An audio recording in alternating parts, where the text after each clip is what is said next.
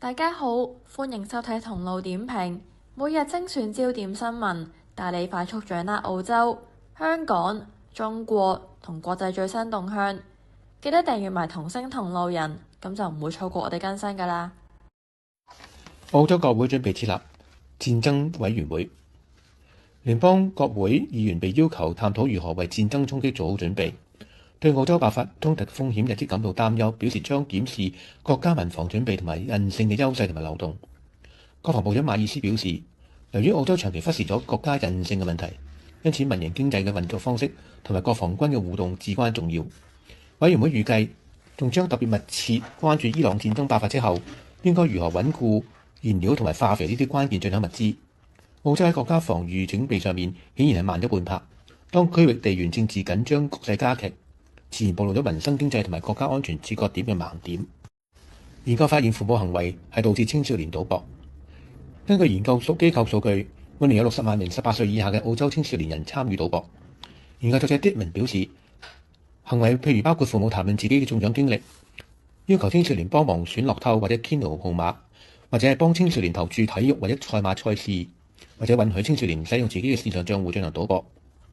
研究經理 Harrington 表示，態度反映咗賭博喺澳洲正常化，然而家長更加擔心有霸凌、心理健康同埋藥物嘅濫用。社會服務發言人表示，政府已經同各個州同埋領地嘅政府合作，推出保護兒童同埋青少年嘅措施。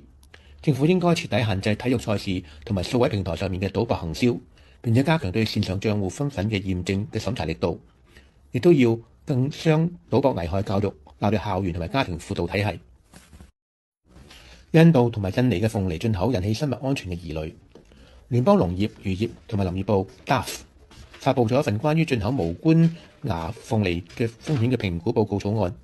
只要滿足咗嚴格嘅生物安全要求同埋管理8種已經被識別嘅害蟲，就可以安全進口。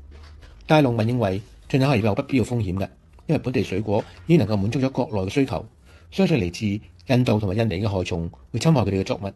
希望風險管理流程能夠受到嚴格審查。DAF 雖然列出咗管理害蟲嘅嚴格標準，但係人為疏失同埋海外檢疫漏洞隨處可見。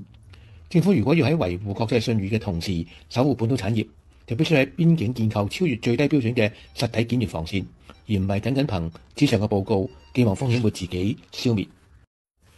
南韓警方因為廣告宣傳活動搜查南韓嘅 Starbucks 總部。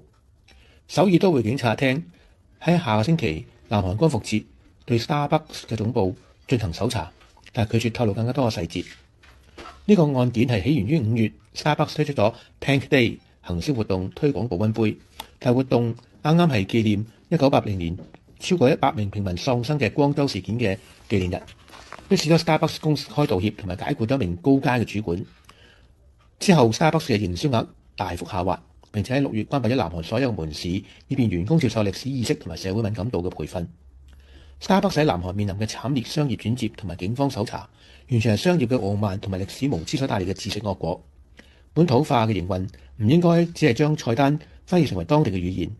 更加包含咗對當地集體記憶同埋文化禁忌嘅深度理解。社會絕對係唔容許商業資本對歷史傷痛進行消費同埋踐踏。肆虐紐西蘭嘅珍稀鴨群嘅野貓，3年之後終於被捕獲並且撲殺。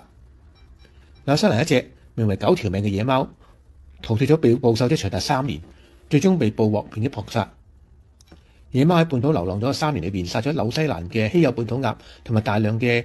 幾維鳥嘅幼鳥、本土壁虎同埋其他野生動物。喺 Pest Free Pereira 團隊成功用呢個捕獸籠同埋誘捕咗之後，喺7月底被撲殺。屍體將被製作成為標本，用作教育社區嘅工具。社交媒體對於9條命呢隻野貓被射殺感到震驚，而其他人就表示捕獲佢係個好結果。儘管團隊對紐西蘭政府達成咗目標，但係對野貓撲殺製成標本進行教育，做法呢個係過於殘暴嘅。政府應該從源頭加強家貓絕育同埋棄養法規，而唔係等到造成生態慘劇之後，先至以高調撲殺同埋充滿爭議嘅展示手段嚟收拾殘局。多謝大家收睇同路點評，每日快速掌握澳洲視覺世界焦點，記得訂閱啦！我哋下次再見。